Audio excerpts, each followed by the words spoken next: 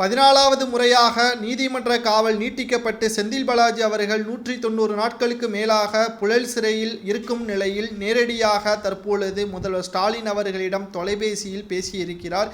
என்னை எப்படியாவது காப்பாற்றி விடுங்கள், நாட்கள் நீண்டு கொண்டே செல்கிறது, உடல்நிலை மிக மோசமாக செல்கிறது என்றும் தற்பொழுது மோடி அவர்களிடம் நீங்கள் பேசுகிறீர்கள், ஆனால் என்னை விடுதலை பற்றி எந்த ஒரு ஆலோசனையும் செய்யாமல் இருக்கிறீர்கள் என்றும், இல்லை என்றால் நான் உண்மைகளை கூறி சரணடைந்து விடுகிறேன் என்றும் தற்பொழுது தொலைபேசியில் பேசியுள்ளார். இந்த நிலையில்தான் நீதிமன்ற காவல் நீட்டிக்கப்பட்டிருப்பதை தொடர்ந்து நாடாளுமன்ற தேர்தல் நெருங்கி வருகிறது. தற்பொழுது ஜாமீனில் வெளியே விட்டால் நிச்சயமாக இதை பயன்படுத்தி கொண்டு எதிர்க்கட்சிகள் நமது கட்சியை அவமானம் செய்யும் விதமாக அவர்கள் பிரச்சாரம் செய்வார்கள் என்றும் முதல்வர் ஸ்டாலின் அவர்கள் கூறியுள்ளார். முதலில் எனக்கு எனது உயிர்தான் பெரியது என்று செந்தில் பாலாஜி அவர்கள் கூறியுள்ளதால் நிச்சயமாக என்னை ஜாமீனில் வெளியே எடுக்க முடியாமல் இருந்தால் பல உண்மைகளை கூறிவிட்டு சரணடைந்து விடுவேன் என்றும், இதுவே உங்களுக்கு கடைசி எச்சரிக்கை என்றும் கோபத்துடன் முதல்வர் ஸ்டாலின் அவர்களிடம் செந்தில் பாலாஜி அவர்கள் பேசிய ஆடியோ தற்பொழுது இணையதளங்களில் வெளியாகி பெரும் சர்ச்சையை ஏற்படுத்தியிருக்கிறது.